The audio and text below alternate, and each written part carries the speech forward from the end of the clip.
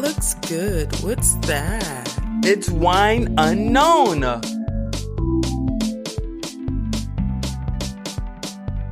Welcome to Wine Unknown. I'm your host. My name is Bryant Fennell, also known as Bright Guy, and I'm a wine specialist. What does that even mean? Well, it means that I know a lot of information about wine, and I want to share that along with my passion with you guys. So no matter where you're at in your journey, no matter if it's the beginning, the middle, well, let's face it, there's no such thing as the end. This is the show for you. So last episode, we defined what wine was. This episode allowed me to tell you how to taste wine. Why do people put it up to the light? Why do people swirl their glasses around? Why do people spit it out? What? Well, let's talk about it.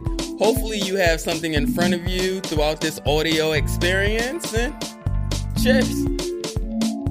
Okay, so there's this thing in the wine world that we call the 5 S's of wine. That's sight, swirl, smell, sip, spit, or savor would be the last one. Why would you spit? Well, in the professional setting, a lot of people don't want to get drunk or seem drunk throughout their professional shift, I guess you would say. So that's why you spit. You still get a lot of the flavors, but you don't get the full effect of the wine when you spit. Then we'll just leave it like that. We'll dive into that a little bit later, but let's start off with sight. The first S, which would be sight. Why are you looking at your wine? Well, first and foremost, you're looking at it to make sure that it is what it's supposed to be. And that is, if you wanted a white wine and it's red, well, obviously that's wrong, you know? Outside of that, you want to make sure that the wine looks desirable. Because if someone pours it and then there's like clumps just falling out of the bottle into your glass, that doesn't really look too good, right? Something could be wrong. And there's a lot to say about that, on how that could happen. Something could have went wrong in the winery, and things, the chemicals just started to unbind. There's a whole lot of different things that could happen. It's like, why does it look like there's silver glitter in my wine? It's not supposed to have that. And that's the fault that does happen in wine. It's still, you can still drink it, but it's just not, it's not what you expected. Then there's also, you're looking for clarity in the wine. Can you see through this wine or not? Some grape varietals are so thin that you can see through it. It looks like it's water, you know, or it's just so clear that it just looks like you have a filter on over your hand through your glass of wine. Then there's some wines that's just so thick skinned that you can't see through the glass. We call that opaque. You can't see anything. And that's how it's supposed to be for that grape varietal or that wine. So pretty much you're looking for things like that. But then there are little tricks too. So when you're like tilting your glass and then you see on the edges of the glass as the wine is coming down, that tells you a lot. If it's coming down nice and slow on the side of your glass, then that could mean 2 things, or one of 2 things. 1, it's a sweet wine, or 2, it's high in alcohol. Now, this is important for those of you that go to your wine shop and buy bottles randomly. This is going to help out so much. A little tip. So when you're in your wine shop and you just don't know what to get, you don't know if it's sweet or if it's dry, but you want a sweet wine, what you want to do is turn the bottle around or try to find wherever it says a number with a percent sign. That's the alcohol by volume. And that's going to let you know if the wine is dry or sweet or high in alcohol or not high in alcohol, essentially, right? So when you're looking for this number, because they're getting pretty crafty with it on labels, they make it so small. It has to be somewhere on the bottle to let you know.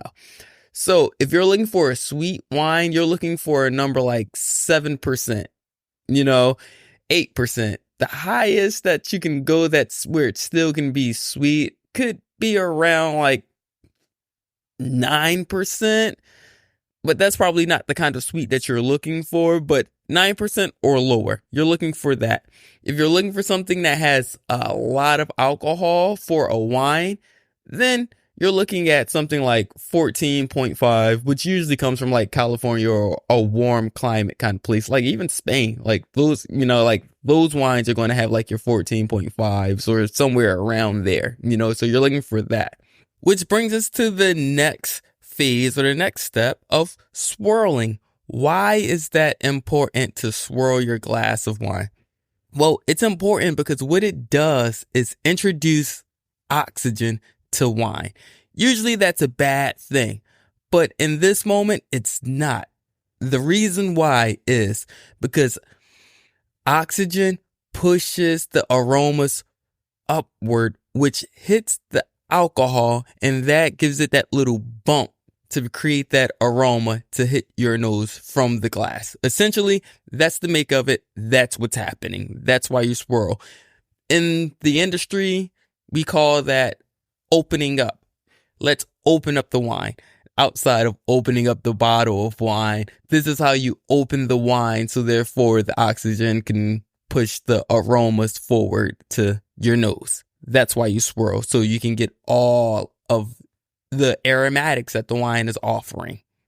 Which brings us to our next S, which is smell or sniff, however you want to do it, as long as you're doing as long as you're doing that and breathing it in, you're doing it right.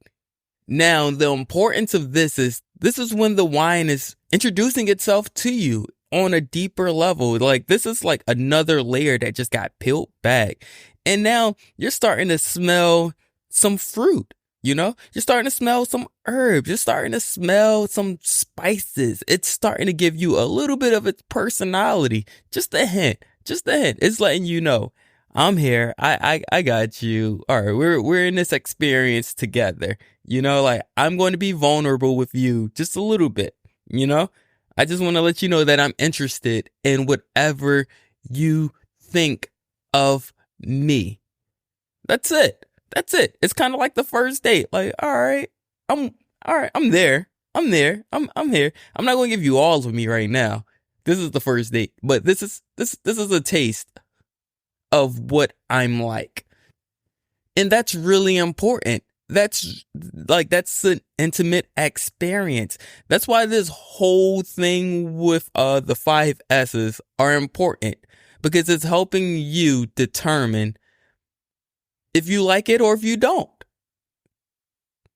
And you don't have to go too far, like at this nose, as we're smelling this, we will already know if it's something that we like or we do not like. If you know yourself and you don't like something that's bitter or tannic or oaky, the wine is letting you know that at the nose. You're like, no, this smells like this has like cigars in it. This smells like cigarette. This smells like smoke. This isn't for me. Or, ooh, this smells like guava. This smells like a pineapple. This smells like, all right, I'm with that. I had great experiences with those actual fruits in life, and I love that. So that's kind of what this is. This is kind of like that first date kind of thing. I mean, it's like all right, I'm gonna give you a little snippet of who I am. And I think that's great.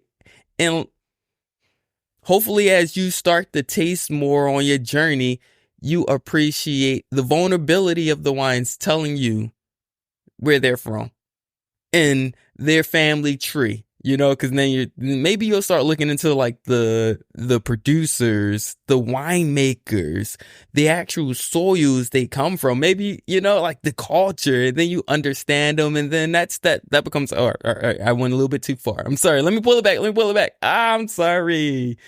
But we're still just on smell. And that's what you're smelling for, right? Outside of that, there are some things that stands out a lot within this whole smelling part. You're making sure you don't smell vinegar. You're making sure you don't smell something like a wet cardboard. These are faults. That means the wine has went bad. Because you don't want to sit there and not smell something, just taste it and then it's bad. Like, not bad in a sense of I don't like it, but bad as it's spoiled.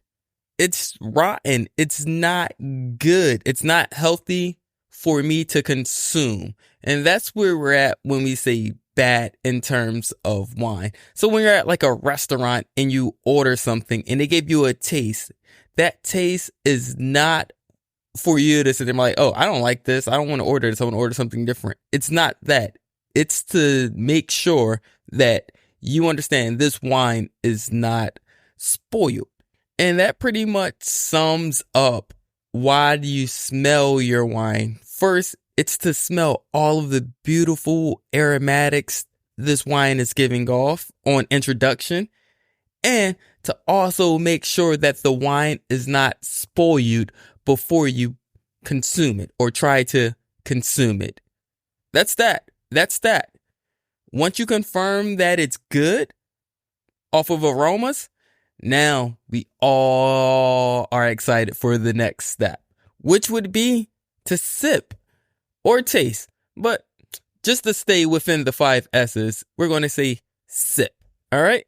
So this is when you're introducing the wine to your palate. And this is when you're going to get the structure of the wine. This is when you're going to know if it's light bodied, heavy bodied, if it has a lot of sugar or if it doesn't, if it's tannic, if it's astringent. This is when you're going to get all of the rest of the information to help you understand your palate and if you like it or if you don't like it. But that's pretty much what sipping is, right? Now, man, the structure of it, when you're trying to like determine if you like it or not, we're not going to go off of the flavors or anything yet. We're going off of trying to figure out if this wine is balanced, because some of them can have too much acidity for you. And if like, it's just too tart, or it could be too astringent and bitter for you, where that's most of the case with red wine, where it's like, that's a little bit too bitter for me. But this is when you start to hone in and cultivate your own preference, and you're able to articulate it to people when they ask you, well, what kind of stuff do you like? What kind of wines do you drink? Now you're starting to get a clear understanding of what it is that you do like and that you don't like, and or both, whatever, you know? So now we're talking about, like, is it light on your tongue? Is it heavy? Because something light like a Pinot Grigio or a Pinot Noir could just be like, oh, that's pretty pleasant, you know? Something heavy like a Cabernet Sauvignon or even sometimes like a Chardonnay can sit there and just be a little bit too dense. Like, that's too much. That's too much, you know? Or you can find that in between.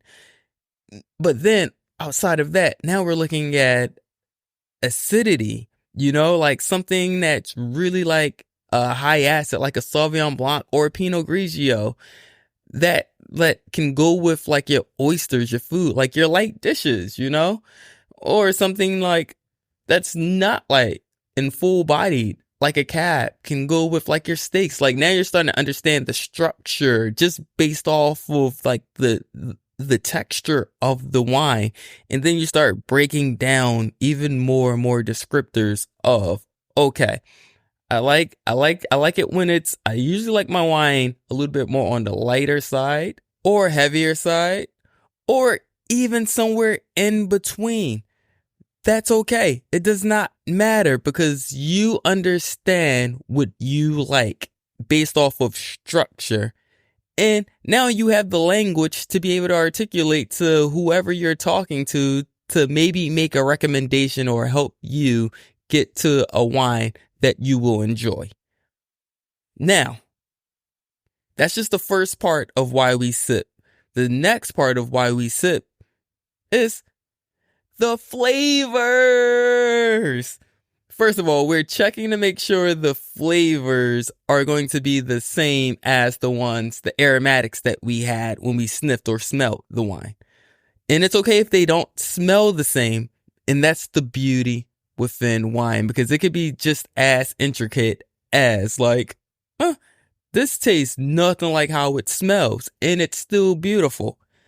The flavors can be the same as what you smell, or they can be vastly different.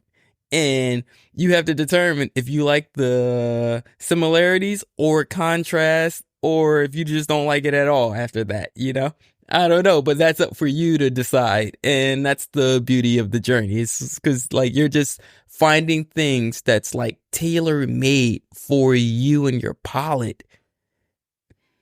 And that's just it. That's just it. There we go. That's tasting. That's wine. That's this whole journey, this experience. Where do you go from there? After you tasted it and you confirmed whether you like it or not, now it comes down to spitting or savoring. In the industry, when you're working, a lot of people choose to spit so they don't seem inebriated or drunk or like they were having something, so they can still remain professional within a professional setting. Then there are others that like to savor the wine. Now that's when you hold it and now you're just juggling around, and then you also get to swallow. Now when that, you got the alcohol going inside, which is still rising. So now it's still going up your nasal passage, so you're getting even more aromas. But not only that, you're also getting the warming effect from the alcohol. And that's usually why people are just like, no, I'd rather spit. But it's whatever you choose to do, that's entirely up to you. And it does not matter, because there's no one here to judge you. But now you know how to actually taste wine. I have to say thank you for checking out this episode of Wine Unknown, where we learned how to taste wine. I think that we do have a really great foundation going on just for our building blocks on how things are going to go within our wine journey. Oh man, I just love it. I just love it. If you love it, make sure that you like, subscribe, leave comments, whatever it is that you need to do on these DSPs for this show, please do it. Also, you can always go to www.yobrightguy.com, and on there, I have this feature where you can click a button and leave a voice message about anything that you want to ask me about wine, and I will answer it. All right. So please check that out. And until next time, I bid you adieu. Cheers. Thank you for checking out Wine Unknown.